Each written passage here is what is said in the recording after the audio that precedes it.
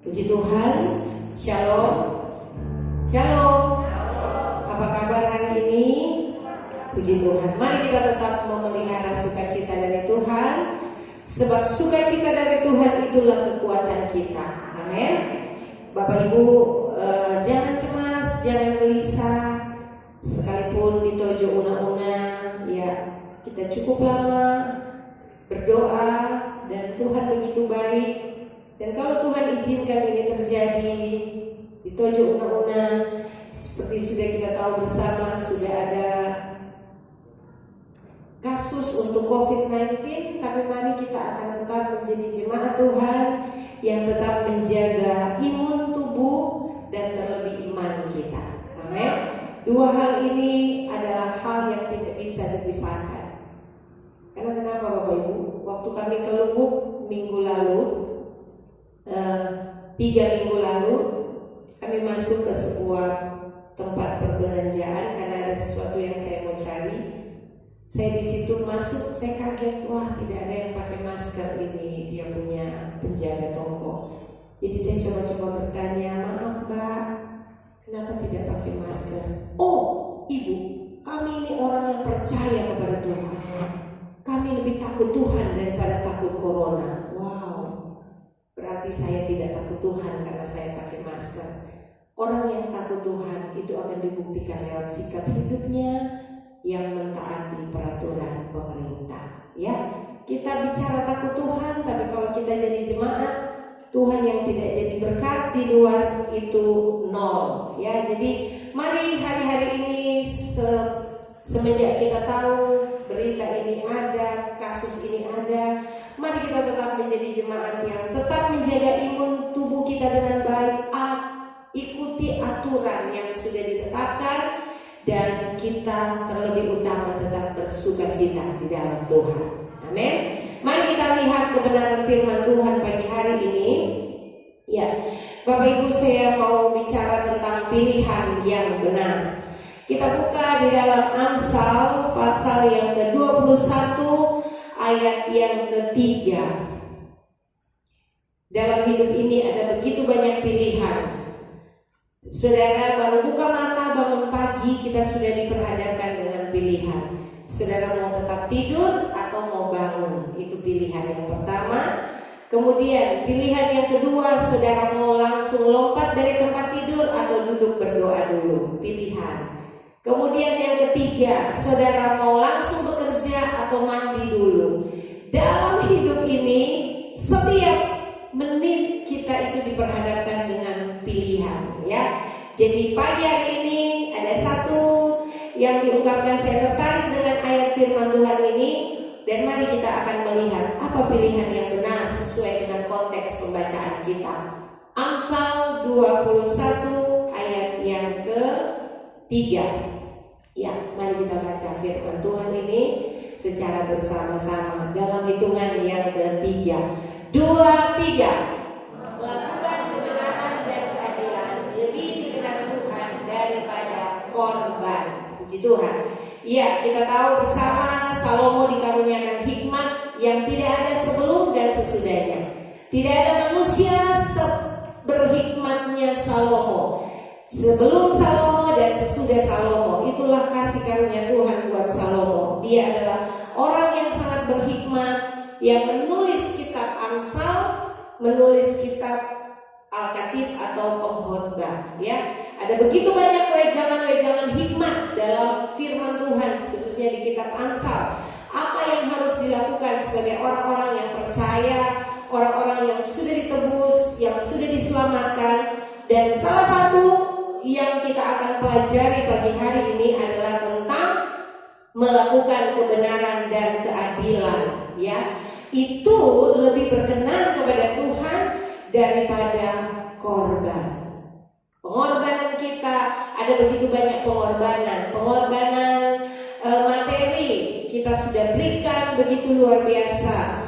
Pengorbanan fisik kita, tenaga kita sudah berikan dengan begitu luar biasa. Dan pengorbanan-pengorbanan yang lain. Tetapi di atas semua itu, firman Allah berkata itu tidak akan berarti apa-apa kalau kita tidak melakukan kebenaran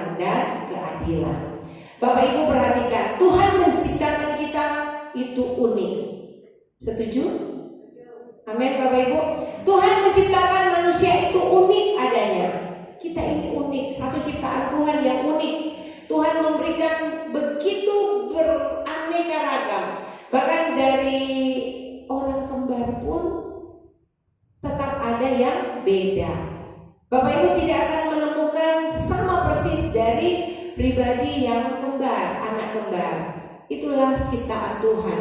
Manusia itu adalah ciptaan Tuhan yang paling unik dari semua ciptaannya. Itulah sebabnya apapun keberadaan kita pagi hari ini, mari kita mau bersyukur kepada Tuhan. Amin. Karena kita ini unik Bapak Ibu, ya, semua kita tidak terkecuali.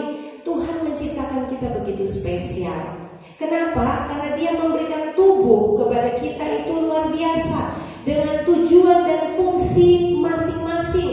Tuhan memberikan kita tubuh untuk kita pakai bagi kemuliaan nama Tuhan. Amin. Saudara, Tuhan memberikan tangan kita untuk memuji Tuhan. Tuhan memberikan telinga kepada kita untuk mendengar hal-hal yang baik. Tuhan memberikan mata kepada kita untuk memandang alam ciptaan Tuhan, memandang segala yang Tuhan ciptakan itu begitu luar biasa.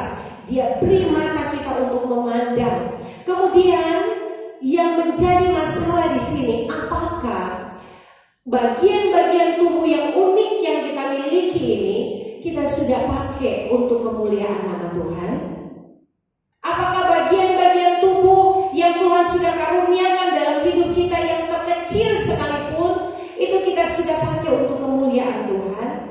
Sedangkan ketika Tuhan menciptakan kita dari awal mula, kejadian dunia ini Dia ciptakan manusia pada hari yang ke-6, di mana segala sesuatu Tuhan sudah ciptakan dulu, baru manusia yang terakhir. Hari ke-7 Tuhan berhenti. Manusia itu sangat spesial Bapak Ibu. Amin. Manusia tidak, Tuhan bilang berfirmanlah jadilah sel, simsalabim jadilah sel. Tidak. Tapi Tuhan begitu luar biasa. Tadi pagi saya membawakan firman Tuhan berkat di tengah-tengah pencobaan, ya. Segala sesuatu sumbernya dari Tuhan. Dan kalau kita tahu segala sesuatu sumbernya dari Tuhan, berarti pencobaan yang kita alami itu tidak akan membuat kita mengkambing hitamkan Tuhan yang berbuat, tapi kita akan melihat cinta Tuhan dalam hidup kita di saat kita menghadapi pencobaan.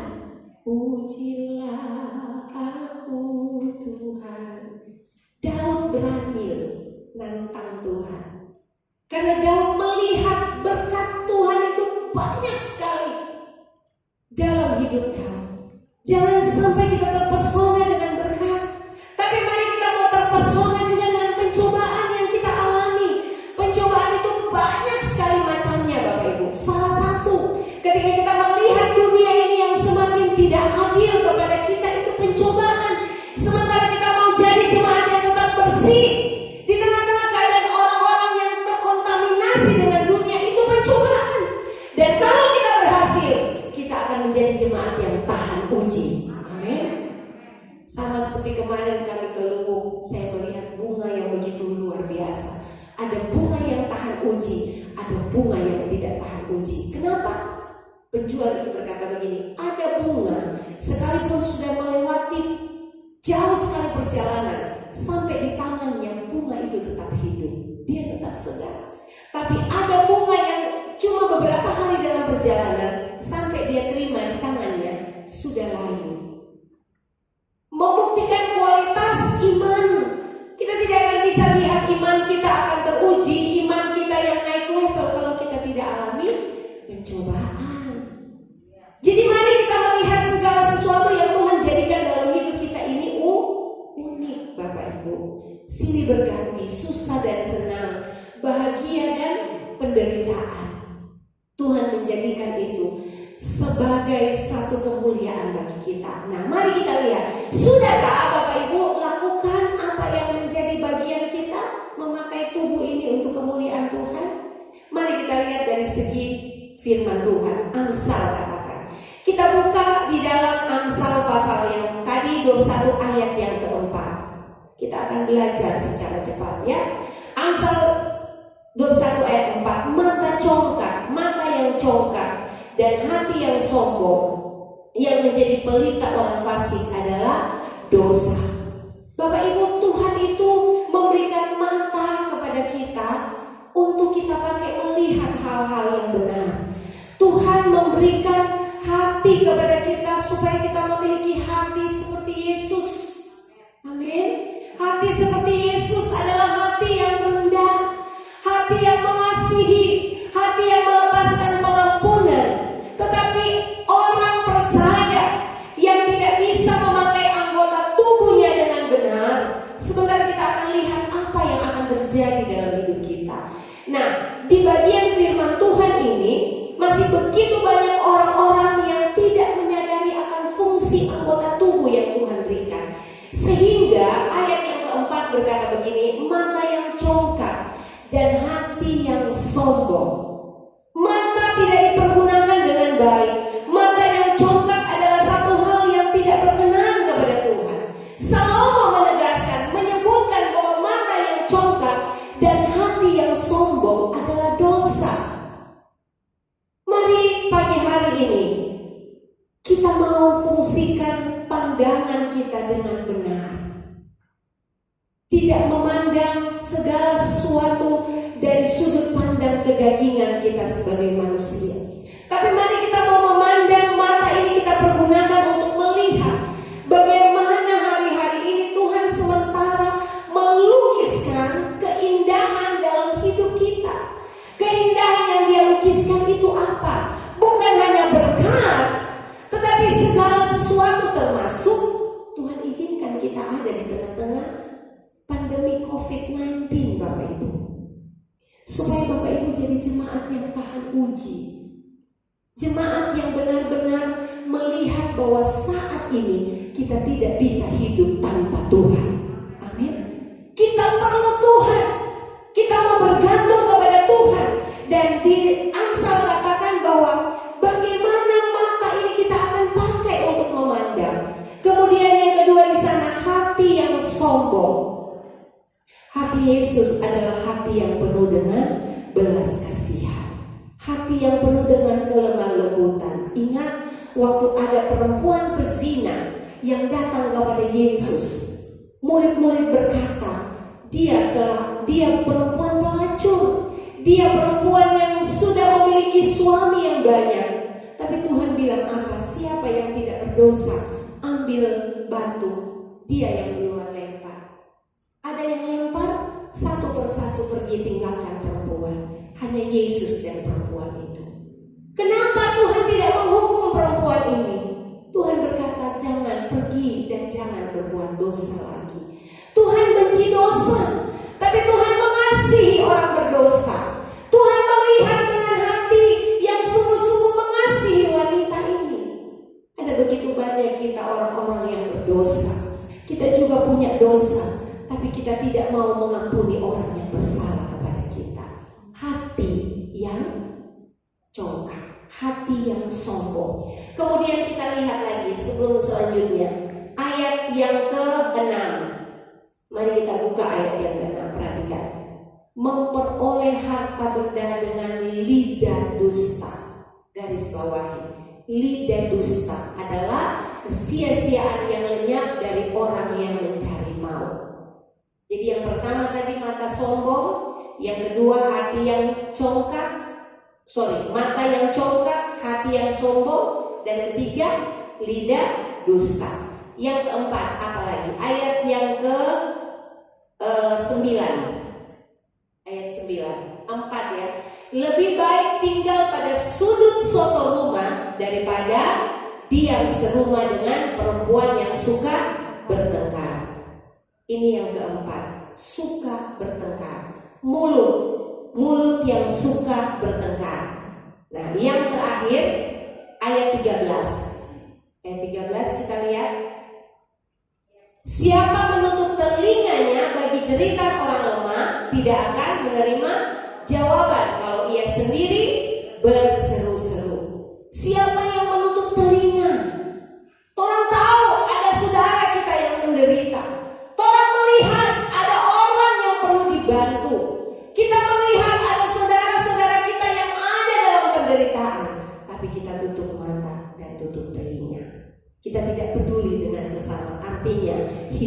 mementingkan diri. Paulus katakan di dalam Timotius pasal yang 1 Timotius 3 di sana, dosa akhir zaman mencintai diri sendiri, mementingkan diri, tidak peduli dengan penderitaan orang lain. Ini telinga yang ditutup bagi cerita orang lemah. Jadi apa anggota tubuh di sana? Perhatikan Bapak Ibu. Pertama, mata. Kedua, hati. Ketiga, mulut.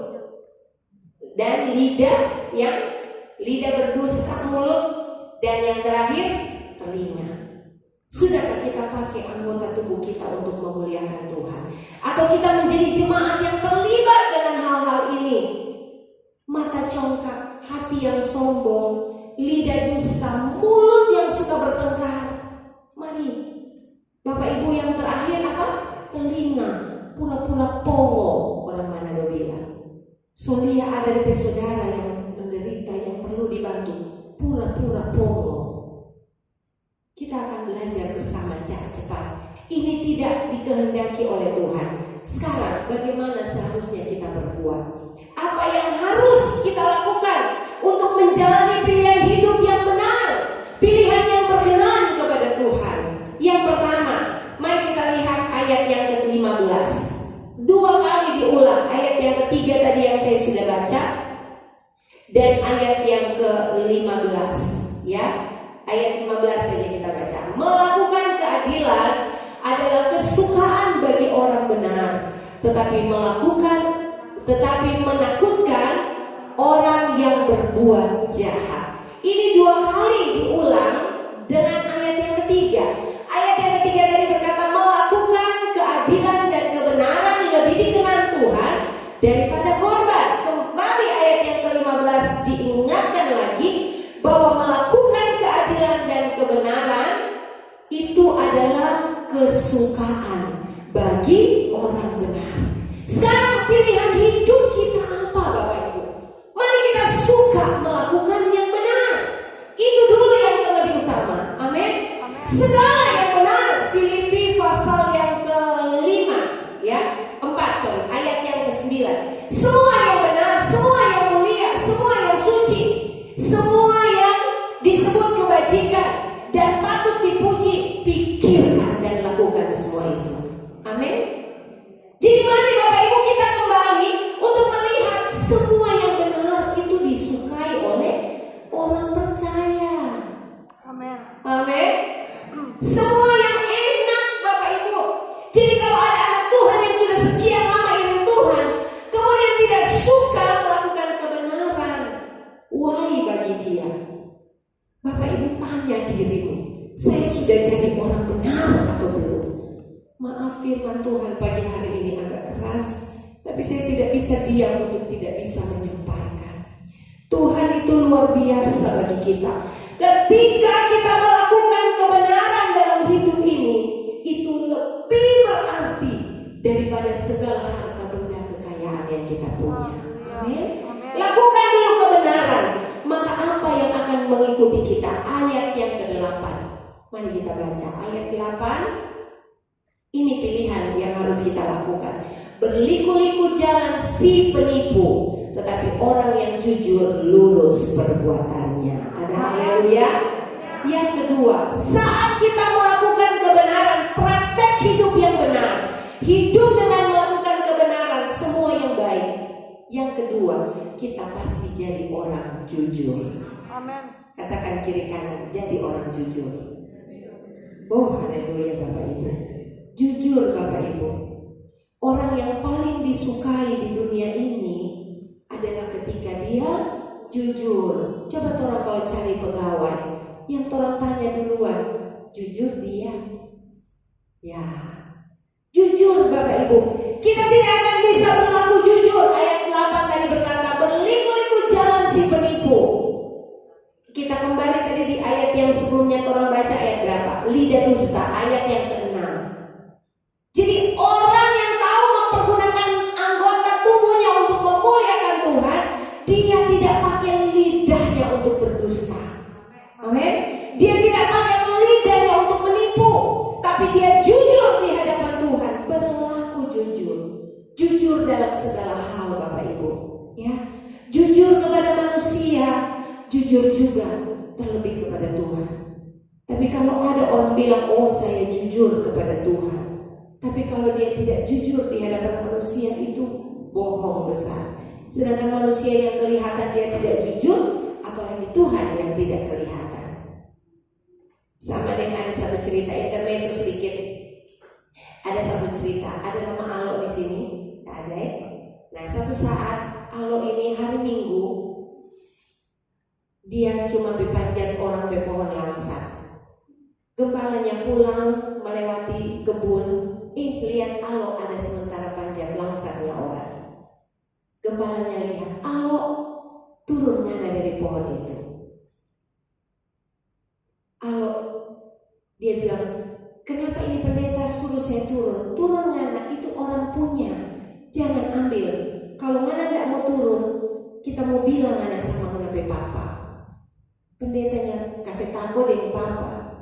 Kemudian Alo dengan malu-malu dia bilang, Pak Pendeta, itu papa ada di pohon sebelah. Pantas waktu pendetanya ancam berapa kali dia tidak bergeming. Kita mau bilang apa ngana papa, ternyata papa ada di pohon sebelah. Bapak Ibu yang dikasih di dalam Tuhan, kejujuran itu dimulai dari hidup kita, Bapak Ibu, pribadi kita di hadapan Tuhan. Dan ingat, orang tua yang jujur akan menghasilkan keturunan yang jujur. Amin.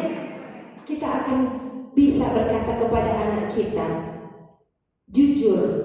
Tapi kalau kita sebagai orang tua tidak jujur, anak kita juga akan berlaku tidak jujur. Anak-anak saya kritis, Bapak Ibu. Ya, makanya kami sebagai orang tua tidak boleh sedikit pun melenceng dari kebenaran, karena mereka kritis. Papa mama ajarkan ini, tapi papa mama tidak berbuat. Saya berani minta maaf kalau saya salah kepada anak saya. Banyak kali saya janji mereka, banyak kali. Dan banyak kali saya tidak tepati janji karena alasan pelayanan. Ada banyak kali kami buat janji dengan anak-anak. Sebentar malam family time ya, kita jalan-jalan.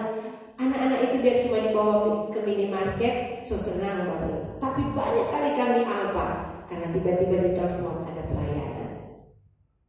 Sering kali mereka berkata, mama dan papa tidak konsisten, tapi mengajarkan kami konsisten. Saya menjelaskan, saya mengutarakan. Jadi mari Bapak Ibu, hari-hari ini kita harus jujur di hadapan Tuhan. Amin. Jadi jemaat yang jujur, suami jujur kepada istri, istri jujur kepada suami. Apa arti suami? Semua uang milik istri. Amin. Senang ini istri-istri. Jadi suami ada loh yang curhat sama saya, saya itu tidak pernah tahu berapa pendapatan suami saya. Saya tidak pernah tahu berapa penghasilan suami saya. Tapi ada juga yang pernah berkata begini, saya punya suami itu biasa, HLDP uang kolekte tidak ada di dompet. Wow, kenapa? Karena semua uang di tangan saya. Giliran ada persembahan ekstra, cari-cari di bini. Mana kita beristri? Uang ada sama dia semua. Ya, mari kita jujur Bapak Ibu ya. Jujur dalam segala hal. Amin. Tidak ada dusta di antara kita. Haleluya.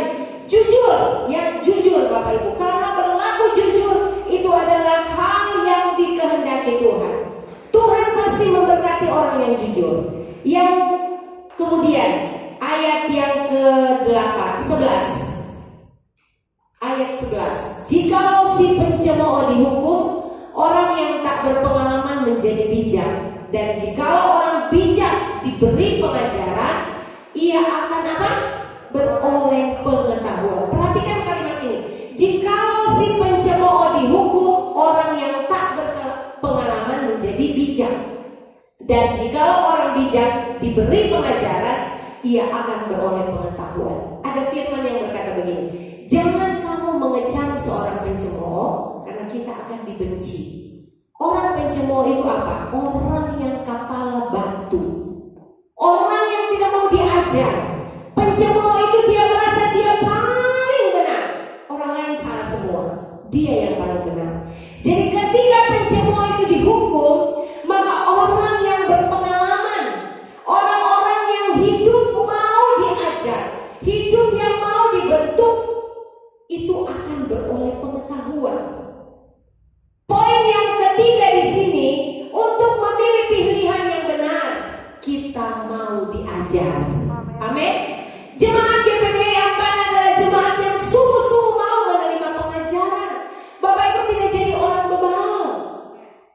Efesus berkata bahwa jangan kamu bodoh, tapi harus mengerti kehendak Tuhan. Jangan jadi orang bebal. Orang bebal itu orang yang tidak mau diajar. Poin yang ketiga, pilihan yang benar. Yang pertama tadi, melakukan kebenaran. Yang kedua, kita jujur. Yang ketiga, perhatikan baik, kita harus mau diajar. Amin. Bersedia diajar. Selama kita masih hidup, jangan pernah berhenti belajar. Kita banyak lihat motivasi-motivasi. Banyak sekali orang yang mau kejar S3 sekalipun dia 75 tahun. Ya, ada banyak. Saudara boleh buka kisah-kisah orang sukses. Banyak sekali orang yang sukses justru di usia tuanya.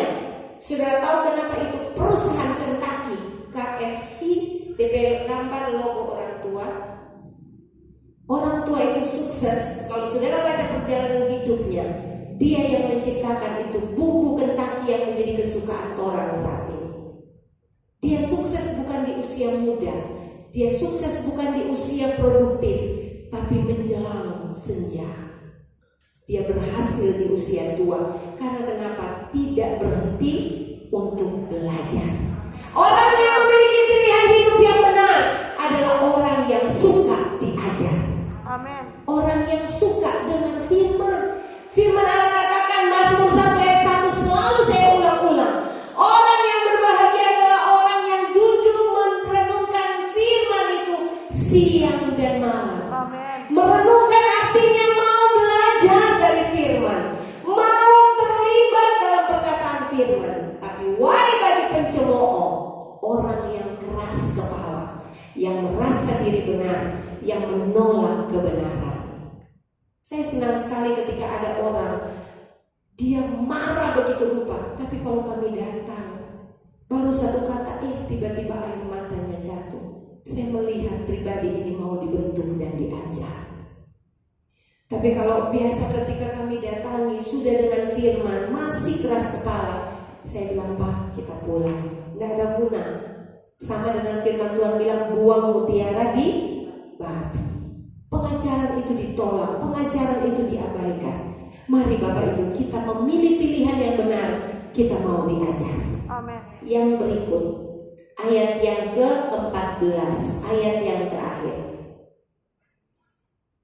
Pemberian dengan sembunyi-sembunyi memadamkan marah, dan hadiah yang dirahasiakan meredakan kegeraman yang hebat. Ini sinonim dengan ayat yang ke-13 tadi, ya. Ayat yang ke-13 tadi kita sudah baca di sana.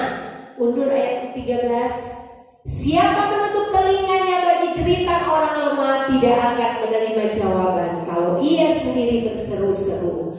Doa kita tidak akan dijawab Tuhan ketika kita tidak menjadi orang yang suka berkorban, yang suka memberi. Ingat, bicara pemberian bukan hanya materi. Kalau saudara pakai konsep pemberian hanya karena saudara memberi materi, berarti orang yang tidak kaya itu tidak diberkati. Orang yang tidak punya itu tidak diberkati.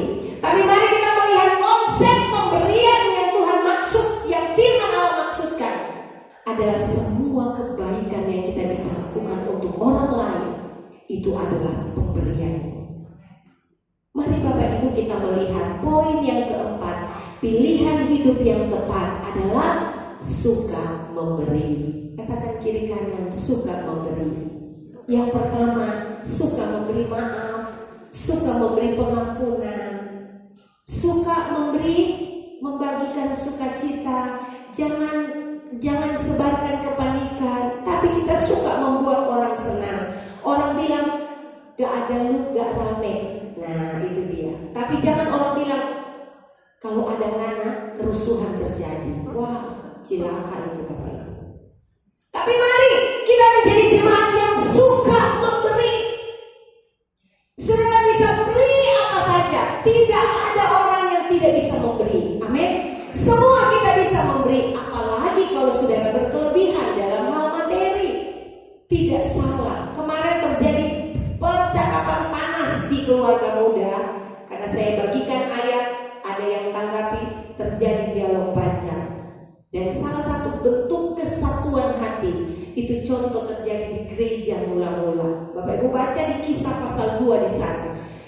Jemaat mula-mula itu punya kesatuan hati. Ada yang tanya begini, Ci, apa masih relevan di sekarang? Sangat relevan. Kenapa? Jemaat mula-mula itu begini Bapak Ibu. Kalau ada satu yang punya banyak, dia tidak akan makan sendiri. Dia akan bagi kepada yang tidak punya. Saya pernah ngomong kepada suami, kami berdua di kamar, selesai kami doa. Dia bilang gini, Caku, seandainya konsep firman Tuhan ini dipahami oleh semua manusia di dunia ini, tidak ada orang yang menderita di dunia. Karena kenapa? Kalau firman Allah berkata orang yang berkelebihan itu wajib membantu yang lemah. Orang yang punya wajib melihat yang tidak punya. Sehingga tidak ada yang tidak dapat makan di dunia ini. Tuhan sudah mau datang loh Bapak Ibu. Jangan tinggal dalam keadaan egois. Tapi mari kita beri apa yang kita dapat berikan. Saat engkau memberi, jangan pernah pikir balasan yang kau akan dapat. Saya pastikan engkau akan kecewa. Kalau kita pikir kita beri 10 juta kita dapat 20 juta, kita kecewa Bapak Ibu. Tapi saat kita beri, saya katakan di ibadah pertama tadi, kita beri karena kita cinta Tuhan. Maka Dia yang punya segalanya, Dia yang sanggup untuk mencukupkan apa yang kita butuhkan. Kita tahu Dia punya segalanya. Jadi kalau kita beri untuk orang-orang susah, kita beri untuk panti asuhan, bukan mereka yang balas. Mereka tidak punya apa-apa untuk balas, tapi tingkap surga akan terbuka untuk kita. Saya katakan tadi, jadilah jemaat Tuhan yang benar-benar memahami setiap masalah yang kita hadapi itu karena Tuhan mau proses kita. Jadi kalau ada orang yang iri hati, abaikan Bapak Ibu. Berkat saudara itu dari Tuhan, bukan dari orang itu. Amin. Kalau ada orang yang mau sandung engkau bekerja, mau sandung engkau berkarya, ingat, orang ini Tuhan punya. Orang itu akan berhadapan dengan Tuhan. Amin. Jadi mari jemaat kita yang mana lakukan 4 hal ini. Lakukan kebenaran, jadi orang jujur, bersedia diajar, dan suka memberi. Firman Tuhan tidak panjang, tapi mari kita lakukan ini Bapak Ibu. Lakukan ini. Jangan jadi batu sandungan. Jangan jadi orang culas. Ya, kita sudah tahu itu orang, kita sudah tahu itu saudara kita, itu teman seiman kita. Kemudian kita menjadi batu sandungan bagi mereka. Kita menjatuhkan mereka. Jangan Bapak Ibu. Tapi bekerja saja dengan jujur. Lakukan kebenaran. Mau diajar. Suka memberi, berkorban. Apa yang Bapak Ibu bisa berikan, berikan dengan ketulusan hati. Maka Tuhan yang punya segala berkat akan melimpahkan segala sesuatu bagi kita. Bapak Ibu tidak akan pernah sadari, sekalipun mungkin pendapatan kita tidak bertambah, tapi ada yang bertambah dalam hidup kita. Damai sejahtera Allah. Amin. Itu tidak bisa dicari. Orang lain pengusaha besar pun tidak bisa dapatkan itu. Sekalipun omset kita tetap stuck, tapi kalau ada damai sejahtera Allah yang melimpah, itu melebihi segala-galanya. Ya, jadi mari 4 hal ini ya lakukan. 1 ayat lagi sebelum saya tutup. Yakobus 1 ayat 26. Saya ingat ayat ini. Mari kita berlaku jujur, berlaku benar. Yakobus 1 ayat 26. Jikalau ada seorang menganggap dirinya beribadah, tapi tidak mengekang lidahnya, ia menipu dirinya sendiri, maka sia-sialah ibadahnya. Lakukan segala sesuatu untuk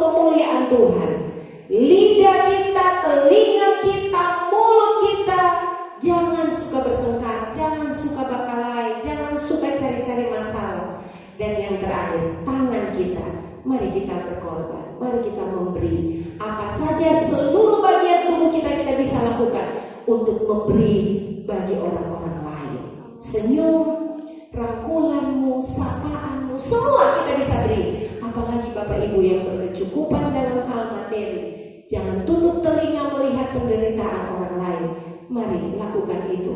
Maka Tuhan yang mempunyai segala sesuatu, Dia akan terus mencurahkan cintanya buat kita semua. Mari kita bangkit berdiri, kita akan berdoa buat firman Tuhan